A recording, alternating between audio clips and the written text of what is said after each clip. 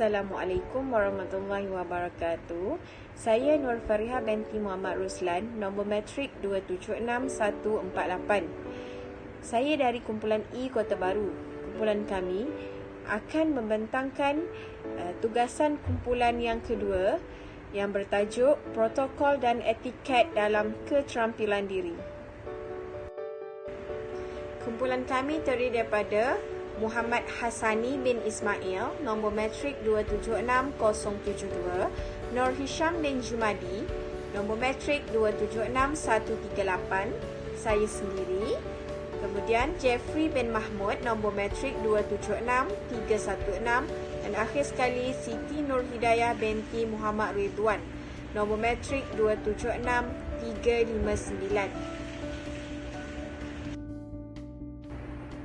Pendahuluan.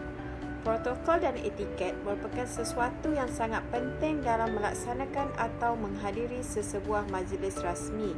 Perkara ini wajib dipelajari dan diketahui oleh semua lapisan masyarakat. Berkaitan tata susila dan khasiat seseorang individu ketika menghadirkan atau menampilkan diri di khalayak ramai. Berkait rapat dengan imej sesebuah masyarakat, tamadun dan juga agama. Antara beberapa contoh protokol yang lazim digunakan ialah susunan tempat duduk, etika pemakaian, penampilan gaya dan pertuturan bahasa yang digunakan. Maksud protokol. Menurut Kamus Dewan, protokol bermaksud peraturan-peraturan dalam istiadat rasmi seperti sambutan kepada tetamu. Ia berasal dari bahasa Yunani iaitu protokolon yang menggabungkan dua perkataan iaitu protos dan kol. Protos yang membawa maksud pertama, kemudian kol pula bermaksud pelekat. Peraturan-peraturan yang telah diterima oleh semua pihak sama ada dalam hubungan hariannya dengan masyarakat atau dalam pelbagai istiadat atau majlis rasmi dan bukan rasmi. Peraturan atau mengenai tata cara yang perlu diamalkan dalam memenuhi agenda kehidupan masyarakat. Protokol menurut Islam bermaksud peraturan atau panduan yang digunakan bagi menyusun langkah yang sesuai dan teratur demi menjaga kesopanan dan kemuliaan sesuatu majlis. Seterusnya, maksud etiket. Perkataan etiket berasal dari bahasa Perancis. Etiket juga boleh ditafsirkan sebagai tingkah laku sopan, kod biasa etnik sopan atau konvensi bentuk adab aturan atau upacara yang mengatur tingkah laku sosial. Etiket adalah peraturan-peraturan tingkah laku atau sopan santun sama ada dalam kehidupan harian, dalam perhubungan antara satu sama lain, dalam majlis yang berbentuk formal atau tidak formal. Apa-apa sahaja tingkah laku yang dilakukan oleh seseorang yang mengikut peraturan-peraturan atau norma-norma yang diberikan atau yang diterima oleh masyarakat atau yang berlandaskan kepada timbang rasa adalah dianggap sebagai mempunyai nilai etiket yang tinggi dan boleh meningkatkan imej seseorang. Maksud etiket menurut Islam dan akhlak Islamiah pula adalah tata susila dan budi pekerti individu yang mempunyai hubungan rapat dengan agama. Perbezaan antara etiket dan protokol. Istilah etiket dan protokol merupakan satu set peraturan, konvensyen dan norma yang mengendalikan kelakuan dan juga dalam sesuatu keadaan tertentu. Mereka mempunyai perbezaan dari segi pengaruh dan sifat peraturan. Kedua-dua istilah ini boleh ditafsirkan sebagai satu set peraturan dan norma yang mengawal kelakuan orang. Etika boleh difahami sebagai satu set norma dan konvensyen yang mengawal tingkah laku sosial secara umumnya. manakala protokol merupakan kod tingkah laku atau tingkah laku yang telah ditetapkan untuk pegawai kerajaan dan antarabangsa. Assalamualaikum warahmatullahi wabarakatuh. Saya Nur Hisham bin Jumadi, pemegang kad matrik nombor 276138. Untuk etika berpakaian, cara pemakaian mestilah mengikut etika persesuaian dari masa ke semasa.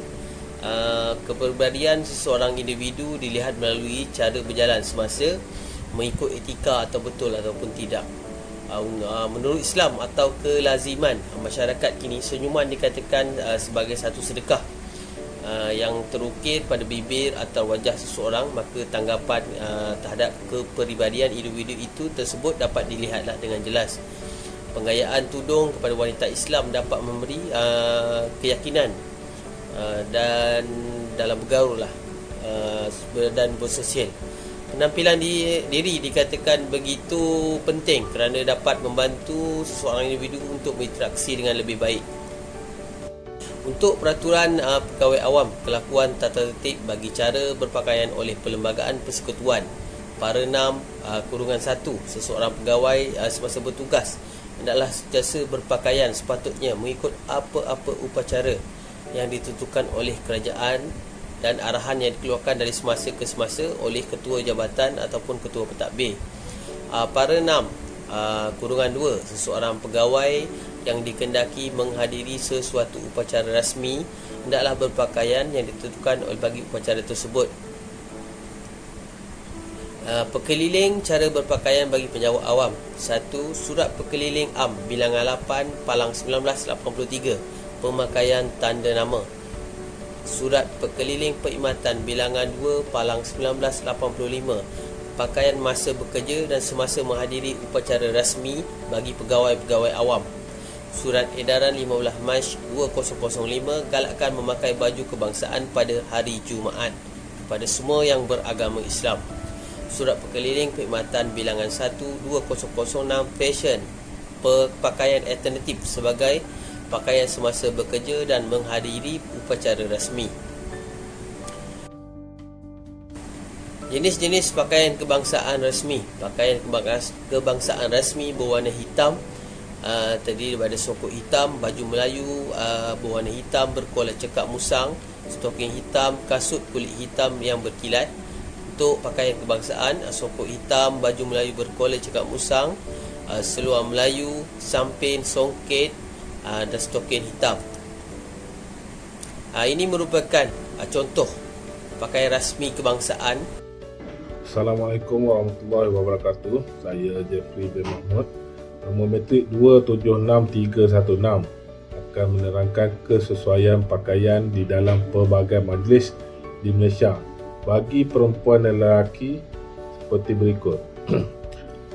Bagi menghadiri majlis bankuet negara atau negeri, jamuan makan malam rasmi oleh ketua negara atau ketua kerajaan, jamuan makan malam formal, jamuan makan malam tidak formal, jamuan makan tengah hari rasmi, jamuan makan tengah hari tidak rasmi. Jamuan teh rasmi bagi perempuan adalah seperti baju kurung atau baju kebaya labuh berselendang dan tidak sedondon.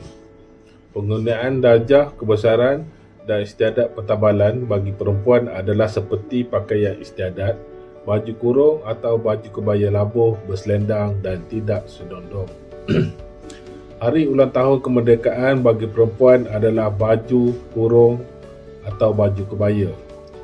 Bagi pembukaan persidangan parlimen bagi perempuan adalah seperti pakaian istiadat, baju kurung atau baju kebaya labuh berselendang. Koktel dan reception bagi perempuan adalah seperti baju kurung atau baju kebaya labuh dan berselendang.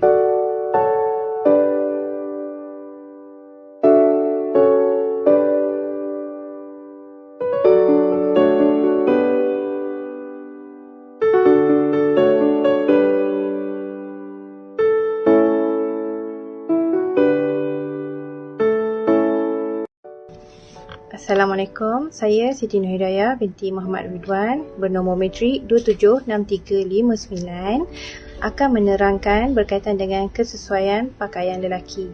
Perkara yang paling penting untuk dititik beratkan dalam pemilihan pakaian bagi lelaki adalah dari segi warna. Pemilihan warna amat penting supaya tidak terlalu menyerlah atau menonjol. Warna-warna yang lazim dipakai oleh lelaki adalah hitam, putih, biru tua, coklat tua, coklat muda, krim atau kelabu. Antara warna-warna yang harus dielakkan adalah merah terang, kuning terang, ungu serta hijau. Tetapi, warna berikut sesuai dipakai jika pakaian tersebut adalah kemeja bercorak batik. Kesesuaian pakaian perempuan adalah pemilihan gabungan warna yang sesuai adalah sangat penting dan jangan memakai pakaian satu warna sahaja. Pemilihan warna melebihi 4 warna juga harus dielakkan bagi mengelakkan pakaian yang dipakai terlalu menonjol dan menarik perhatian orang lain. Pemilihan warna pakaian boleh dinilai melalui warna kulit dan juga bentuk badan seseorang itu. Jenis kain yang dipakai juga dikatakan agak penting untuk mengekalkan keselesaan supaya dapat menyerap peluh dan mengelakkan badan dari cepat berbau. Pemilihan fashion yang bersesuaian juga harus dititik beratkan supaya tidak terikut-ikut fashion yang terlalu lampau dan mungkin tidak bersesuaian dengan seseorang. Hiasan.